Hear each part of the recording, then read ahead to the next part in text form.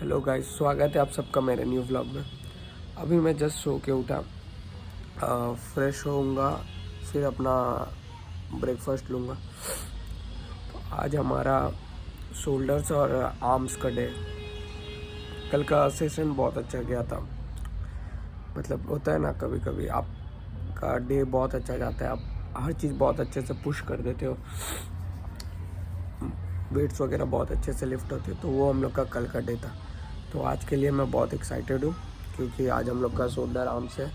तो इसमें भी चाहता हूँ कि कल जैसा ही पूरा इंटेंसिटी वगैरह रहे। तो फ्रेश होकर फिर मिलते हैं। तो ये मैं अपना मील रेडी कर रहा हूँ। अंडा है और 2 अंडा 2 ब्रेड है और चीज़ का स्लाइस दिया हुआ है गुड फैट के लिए। तो जस्ट उसी को थोड़ा सा ये कर रहा हूँ कि मेल्ट हो जाए। और 64 ग्राम चिकन और 1 रोटी रहेगा। तो ये मेरा अभी का होगा और इसके 1.5 आवर बाद मैं 50 ग्राम चूड़ा लूँगा और अमूल दही के साथ उसको, मतलब 100 ग्राम दही रहेगा, उसके साथ खा के फिर जिम चला जाऊँगा कि मुझे काफ मिले और दही से मुझे गट हेल्थ मेरा सही रहेगा। ये जस्ट रेडी हो ही गया है, तो फिर खा के मिलते हैं आपसे। ये मेरी कंप्लीट मील देख सकते हो आप लोग। तो ये होगा मेरा, और एक मैं ऑरेंज लूँगा इसके साथ। फिर इसके ये मील ख़त्म करने के 1-1.5 घंटे बाद मैंने जैसे बोला कि वो 50 ग्राम चूड़ा रहेगा और उसमें 100 ग्राम दही रहेगा, वो मिक्स करके खा के फिर मैं जिम चला जाऊँगा। तो फिर अपना मील कंप्लीट करके आप लोग से मिलते हैं।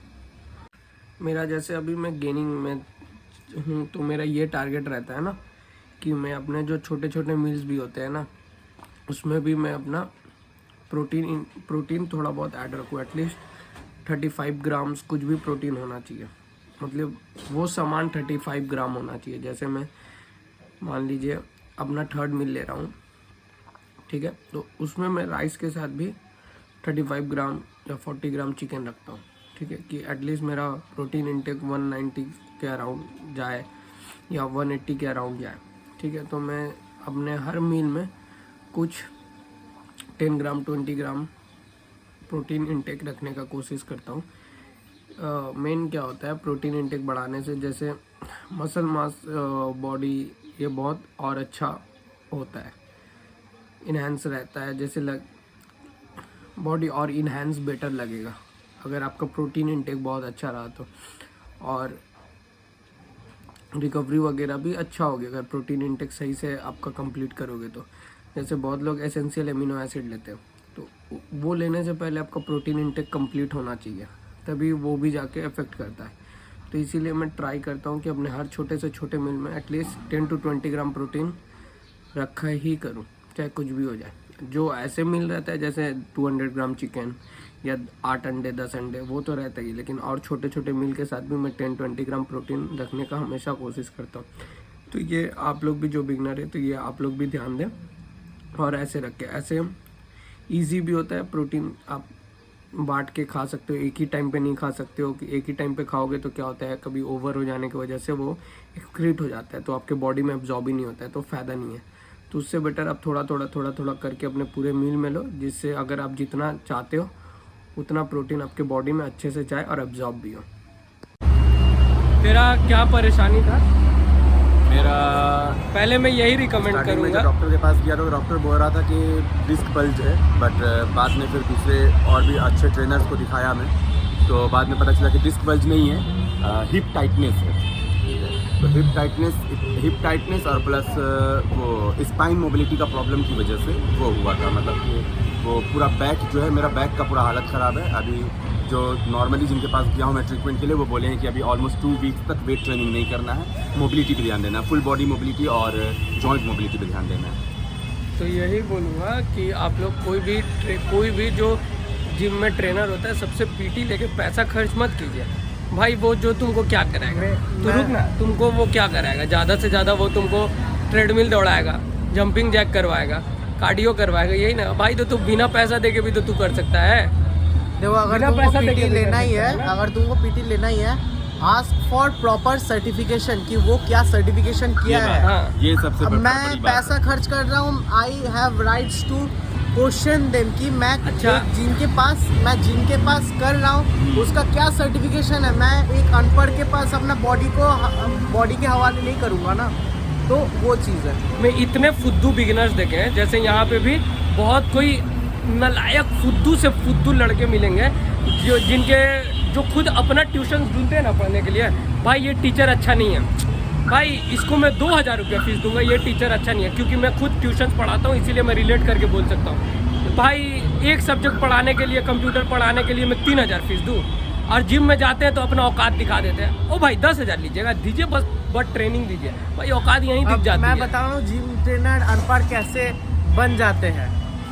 2-3 एक्सरसाइज का नाम याद कर लो, पुश पुल लेग याद कर लो और कैलोरीज इन कैलोरीज आउट याद कर लो, बस वो हो गया जिम ट्रेनर। हाँ। ना उन लोग को प्रॉपर और थोड़ा सा बॉडी बना लो, सिर्फ दिखाने लायक हाँ। कि दिख जाए कि हाँ मेरा वो भी नहीं बाइसेप्स दिखता है, है। आर्म्स है या फिर चेस्ट है, ठीक है। बस कि आदमी देखे तो बोले कि हाँ वो ना ट्रेनर है, प्रॉपर बस। रिहैब पता है, ना प्रॉपर मोबिलिटी एक्सरसाइजेस क्या पता वही बात है। है। भाई अगर ट्रेनर है ना तो फिर पहले बॉडी बनाने के पहले ना बॉडी सही करना इम्पोर्टेंट होता है। बॉडी करेक्टिव भाई एक्सरसाइज आज के टाइम पे बच्चे कैलिस्थेनिक्स यूट्यूब देख के सीख ले रहे हैं। तो भाई तुम बिगिनर लेवल पे क्यों जाके 10,000 20,000 ट्रेनिंग के पीछे खर्चा कर रहे हो? तुमको एट द एंड कार्डियो करना है, हाँ। तुम जाके खुद करो। ठीक है। Gold gym any time fitness तो फुद्दू बैठे हैं नहीं कि वो लोग सर्टिफाइड ट्रेनर मांग रहे हैं। उन लोग का एक खुद का रेप्यूटेशन है बनाना, इसीलिए तो वो लोग मांग रहे हैं ना सर्टिफाइड ट्रेनर। नहीं तो बोल क्या हो गया? नहीं तो मतलब कोई भी आगे कैसे भी ट्रेनिंग वगैरह दे देगा। हाँ, तो आप लोग बेसिक से जिम में जाके वो भी तो 10,000 तो छोटी मोटी रकम नहीं होती है ना, 3 मंथ के लिए है हाँ ना। भाई। तो आप जाके उसको पीटी दे रहे हो, फिर अगर कुछ प्रॉब्लम होता है तो आप जाके उधर 30 से 40,000 अपने ट्रीटमेंट में खर्चा करते हो। तुम तो फायदा क्या है भाई? वो मैं तो 30 से 35,000 रुपया खर्च कर चुका है अभी। मैं किसी भी ट्रेनर को अगर मैं पैसा दे रहा हूँ 4,000 5,000 या 10,000 एवरी 3 मंथ का या 4-5,000 1 मंथ का, ठीक है, तो इसलिए दे रहा हूँ कि वो मुझे ठीक करे। मैं ट्रेनर को क्यों दे रहा हूँ? क्योंकि वो मुझे अच्छा वर्कआउट करवाए, अच्छा अगर वर्कआउट में कुछ प्रॉब्लम हो रहा है तो उसको वो रिहैब करे, ठीक है, मोबिलिटी पे ध्यान दे कि मैं नॉर्मल लाइफ को ठीक कर सकूं। उसके बाद भी अगर उसकी ट्रेनर के रहते हुए भी अगर आपको इंजरी हो रहा है, ठीक है, दैट मीन्स क्या हो गया कि ट्रेनर सही नहीं है, सीधा सीधी बात है, या ट्रेनर को नॉलेज नहीं है।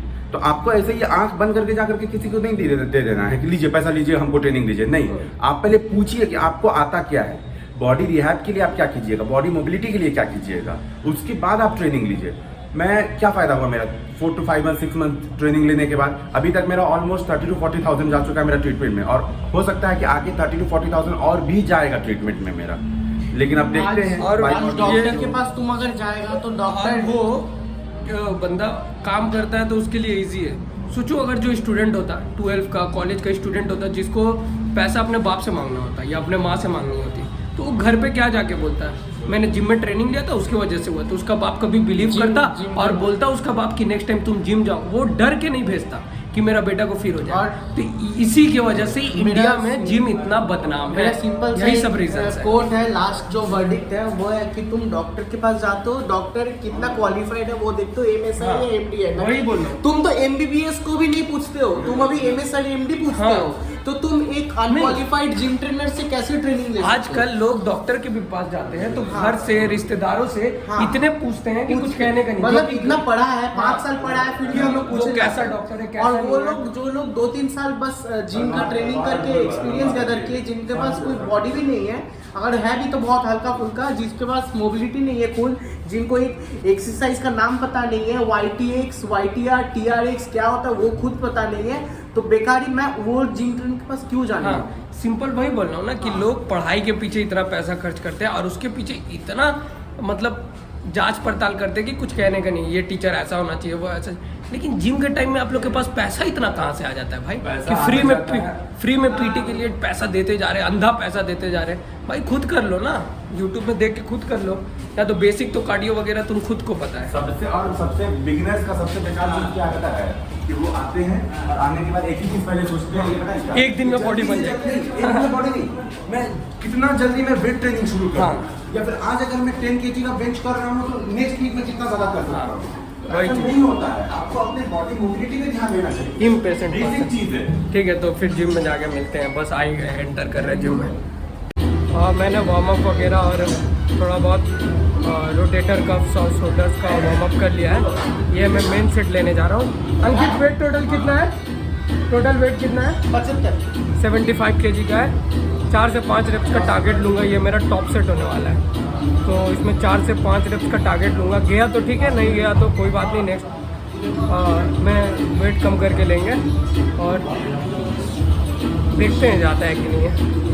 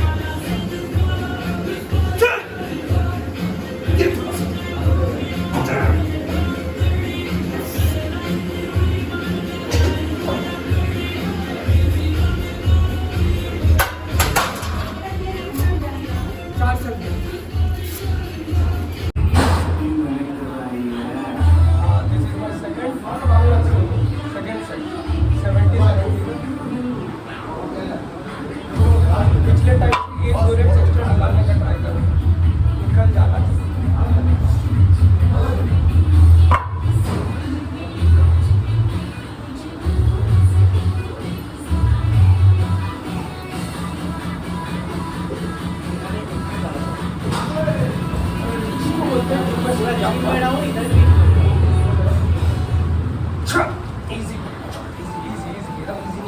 चल ना।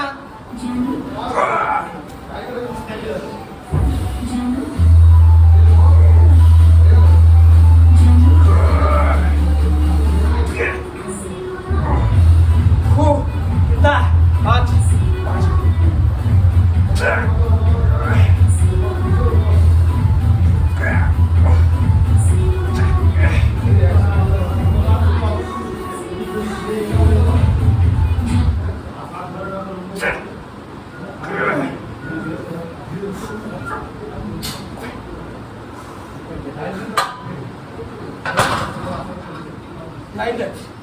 Fucking 9 reps. This is what is called progression. This is fucking progression, man. This is fucking progression.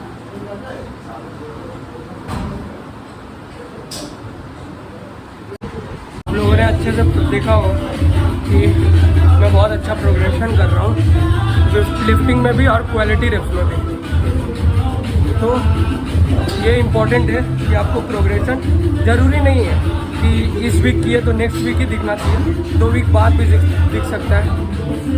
ज़रूरी नहीं कि आपको हर वीक कुछ ना कुछ प्रोग्रेशन दिखेगा, क्योंकि ये बॉडी है, कभी अप्स एंड डाउन्स होता है, तो हर वक्त ही नहीं होता है। बट जब भी अच्छा से वर्कआउट हो, मतलब आपको क्या करना चाहिए कि वो हर दिन सेम नहीं होता है, तो आपको वर्कआउट बहुत अच्छे से एंजॉय करना चाहिए। जब आपका वर्कआउट बहुत अच्छे से हो, लिफ्टिंग वगैरह बहुत अच्छे से हो, तो उस दिन आप वर्कआउट अपना मस्त एंजॉय किया करें।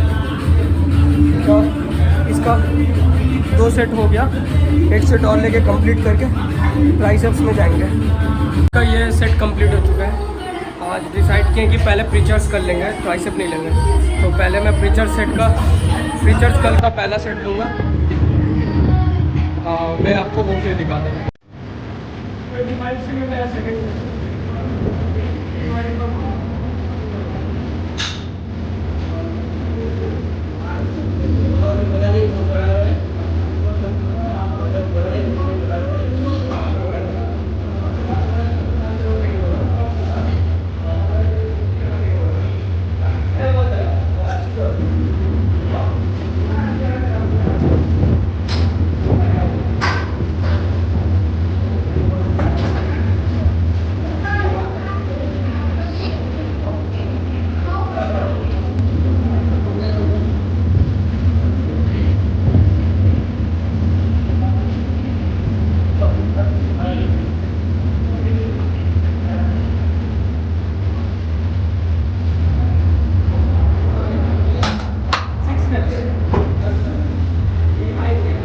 कल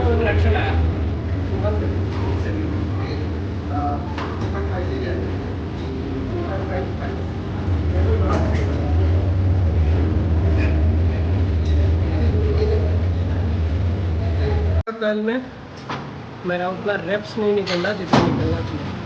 जैसे 25 पे 6 रेप्स थोड़ा कम है मेरे हिसाब से, बाकी का वर्कआउट के हिसाब से मेरा जैसे चलता है एटलीस्ट 9 रेप्स जाना चाहिए 25 से 9 to 10 रेप्स। इस पर मेरा वेट उतना अच्छे से नहीं उठ पाता है, इस पर काइंड ऑफ बोल सकता हूँ कि मेरा वीक है, तो इस पर मुझे थोड़ा अभी ध्यान देना होगा और इसमें एटलीस्ट 8 to 9 रेप्स लेके मुझे जाना होगा। ये ट्राई करेंगे, अब थोड़ा फोकस रहेगा इस पर कि रेप्स थोड़ा अच्छा से इंक्रीज़ करेंगे। तो ये मैं अपना लास्ट सेट लेने जा रहा हूँ पेचर करके।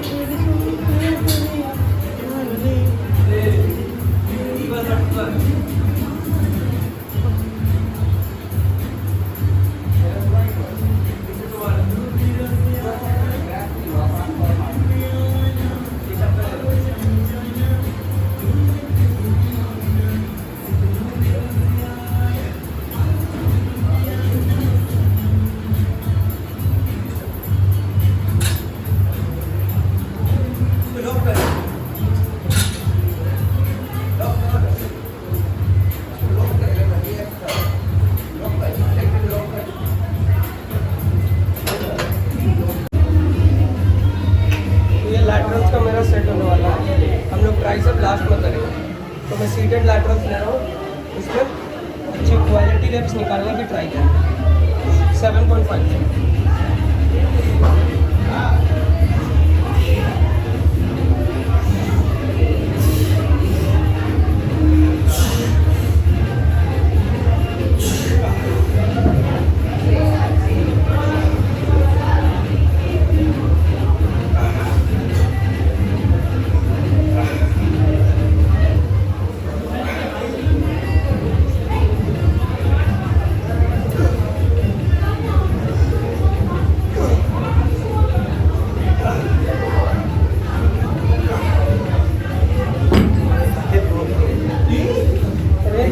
थोड़ा कम हो जाता है बट बहुत इफेक्टिव रहता है, उसमें हीट नहीं हो पाता, मतलब थोड़ा बैक से सपोर्ट ले लियो वो नहीं हो पाता, तो कॉन्ट्रैक्शन अच्छा होता है। हाँ, रेंज ऑफ मोशन थोड़ा कम हो जाता है बट मुझे बेटर लगता है, इसीलिए मैं ये ट्राई करता हूँ।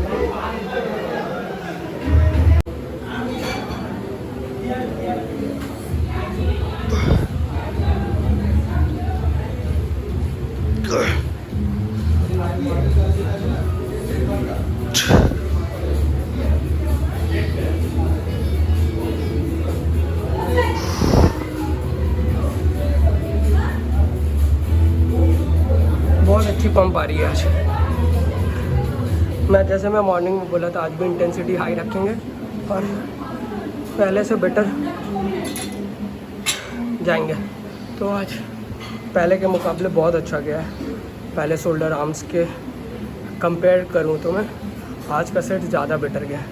वेट्स अच्छे उठे हैं, रेप्स बहुत अच्छे आए हैं, जितना एक्सपेक्टेड था उतना जा रहा था। हाँ, सिर्फ प्रीछा कर्ल में थोड़ा वीक पार्ट है, उसको बेटर करेंगे अपने टाइम पे।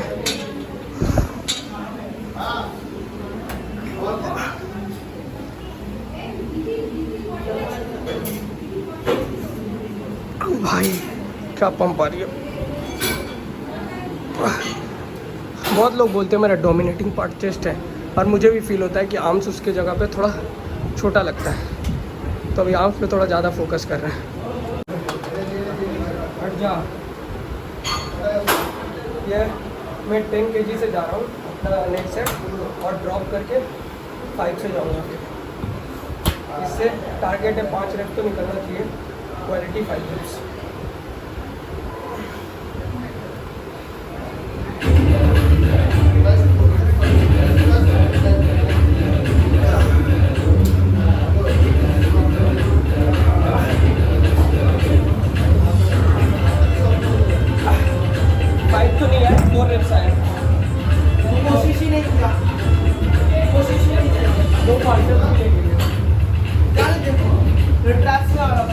हाँ इसीलिए तो अब 5 पे जाना।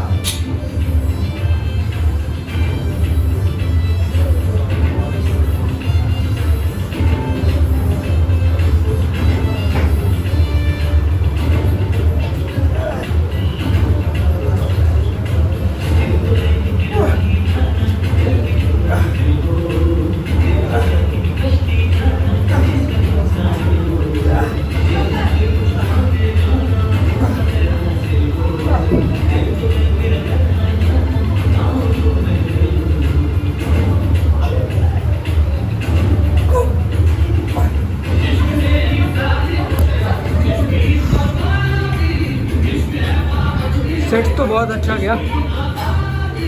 10 वाले में मैं भी थोड़ा जल्दी मैंने गिव अप कर दिया, थोड़ा और क्या बोलते हैं, थोड़ा और मैं ट्राई कर सकता था, बट कोई नहीं, अच्छा सेट गया, मज़ा आ गया। पंप बहुत अच्छा आ रहा है।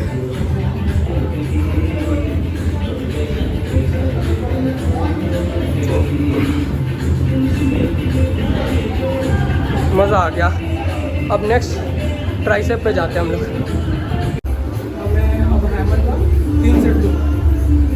हाईएस्ट में आज 17.5 जाऊँगा, थोड़े कंट्रोल ड्रिप्स निकालूंगा और क्वालिटी ड्रिप्स निकालूंगा। 17.5 से मेरा आज का ये टॉप सेट होगा, इसके बाद वेट करूँगा।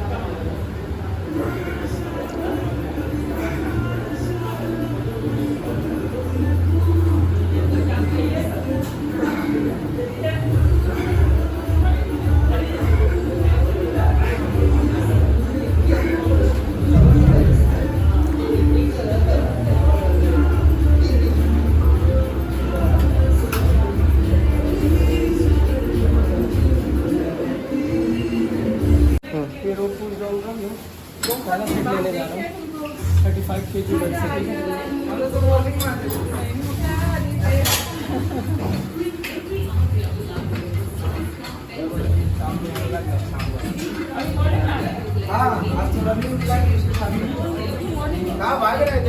एक सेकंड नहीं नहीं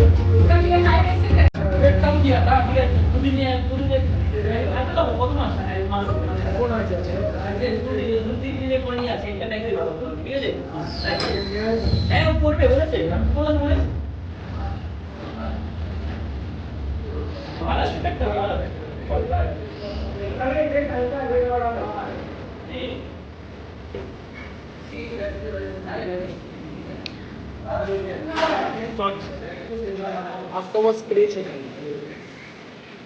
आपका वो स्प्रे चाहिए थोड़ा सा। मेरा ऑलरेडी एल्बो में बहुत पहले से दर्द रहता है।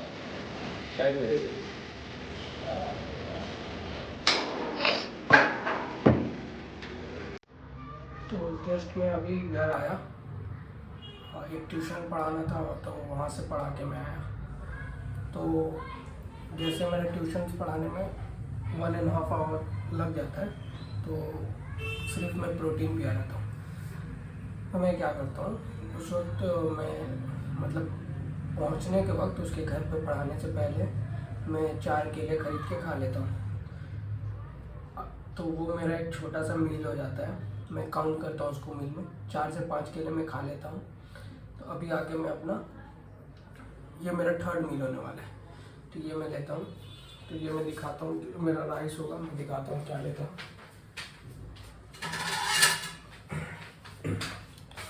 तो ये मैं राइस लूँगा,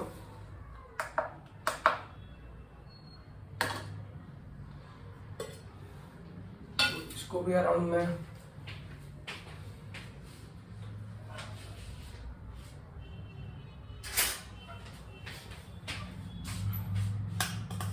250 या 300 के ग्राम, 250-300 ग्राम के अराउंड मैं लूँगा। मोस्टली 300 ही लेता हूँ।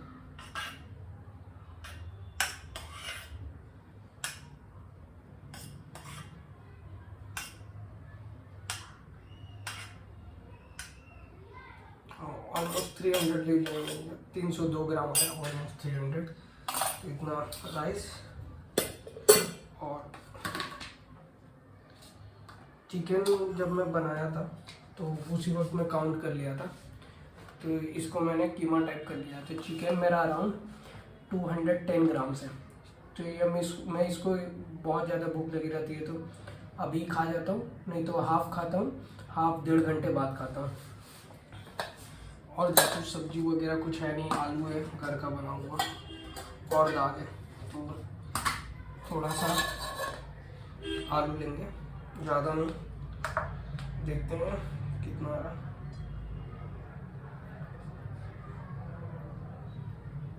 46 ग्राम आलू और दाल लेंगे हम लोग। तो दाल में यूजुअली 100 ग्राम लेता हूँ,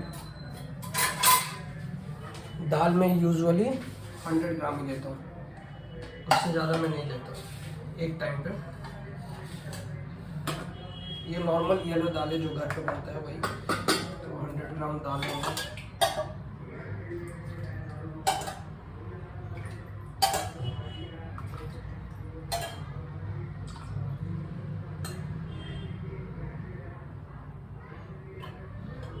ग्राम दाल लिया मैंने, बस ये अभी मेरा अभी का मील होने वाला है। तो एक चीज़ मैं अपना व्लॉग एंड करने से पहले बताना चाहता हूँ, जैसे जो रेहान का वो प्रॉब्लम हुआ था, तो ये सबको हो सकता है अगर ट्रेनर उसको सही से ना करे। तो दिक्कत क्या आता था कि मैं बताता हूँ। दिक्कत ये था उसका कि उसके जो पीटी थे, मतलब पर्सनल ट्रेनर थे, वो उसको अराउंड 4 से 5 घंटा वर्कआउट कराते थे। उस वक्त हम लोग भी 4 घंटा वर्कआउट करते थे, 4 घंटा नहीं 3-3.5 घंटा करते थे। तो उस वक्त हम लोग 3 जन रहते थे, हम अंकित और एक और लड़का रहता था हम लोग के साथ। हम लोग हंसी मजाक भी उस वक्त थोड़ा ज़्यादा करते थे, तो 3 घंटा ऑलमोस्ट लग जाता था, 3-3.5 घंटा, ठीक है। वो अकेला बंदा 3.5 से 4 घंटा वर्कआउट करता था, ठीक है, सिंगल। हम लोग का तो 3 पर्सन रहते थे हंसी मजाक करने में, तो हम लोग का टाइम निकल जाता था सब, तो टाइम लग जाता था। वो अकेला बंदा 3.5 से 4 घंटा वर्कआउट करता था। सिंगल बंदा को तो इतना टाइम ही नहीं लगना चाहिए ना, आप पीटी में हो चाहे पीटी में नहीं हो, फर्क ही नहीं पड़ता है। तो एक सिंगल बंदा 4 घंटा क्या वर्कआउट कर रहा, 100 टाइप के वेरिएशंस, ठीक है। एक पता नहीं भाई आजकल जिम में मार रहे हैं, मैंने यहाँ देख रहा हूँ चेयर पे बैठ के ऐसे सपोर्ट देके ये वाला टांगते हैं। भाई नॉर्मल करो ना, नॉर्मल करो, ये क्या है भाई ऐसे बैठ के ऐसे नॉर्मल करते हैं लोग, समझ मेरे को नहीं आता है। तो ये है। और एक चीज़ इसीलिए मैं ये बता रहा हूँ कि जब जैसे आप मेडिसिन वगैरह लेते हो, सॉरी, आप डॉक्टर वगैरह के पास जाते हो कुछ ट्रीटमेंट करवाने, तो आप बेस्ट डॉक्टर के पास जाते हो ना, जो अच्छा हो। किसी के पास भी तो नहीं चले जाते हो ना, या आप अपने लिए ट्यूशन टीचर ढूंढते हो या कोई टीचर्स ढूंढते हो आपको जो पढ़ाए कोई भी फील्ड में, तो आप अच्छा टीचर देखते हो ना, उस पर आप पैसा ज़्यादा भी देते हो तो फर्क नहीं पड़ता है। तो भाई जिम ट्रेनर के टाइम पे आप विदाउट बिना कोई ट्रेनर सर्टिफिकेशन का आप उस पर 10-10 हज़ार खर्च करते हो, मुझे तो समझ में नहीं आता भाई। जब सब जगह इतना सर्चिंग होता है तो जिम ट्रेनर के टाइम भी आप लोग का दिमाग होता है कहाँ है भाई? आप लोग सर्च करो अच्छे से। और आज के टाइम पे तो सब कुछ दिख रहा है। अगर आप लोग का मोटिव ही यही रहता है कि आगे हम थोड़ा फैट बर्न करें या करें, मोस्टली लोग यही पे होते हैं, ठीक है। तो कार्डियो वगैरह के लिए आप 10,000 क्यों दे रहे हो? कार्डियो वगैरह तो आप खुद से भी कर सकते हो ना। तो यही बस एक रिक्वेस्ट है आप लोग बिगिनर्स लोग के लिए, अगर ट्रेनर ले रहे हो, पैसे खर्च करना है तो अच्छे ट्रेनर के पास जाओ जो सर्टिफाइड है। नहीं तो नॉर्मल आप यूट्यूब से देख के भी कर सकते हो। आजकल बहुत अच्छे अच्छे इन्फ्लुएंसर हैं, साकेत के आप पूरा वीडियो देख सकते हैं, ठीक है। तो ये चीज़ ध्यान रखो, जैसे सब चीज़ में खर्च हो रहा है, अच्छा चीज़ ढूंढ रहे हो तो जिम ट्रेनर में भी अच्छे लोग ढूंढो जो सर्टिफाइड हो। तो ये अब मैं मील लेने जा रहा हूँ। आज का ब्लॉग मैं यहीं ख़त्म करता हूँ, फिर कल मिलते हैं। Bye bye.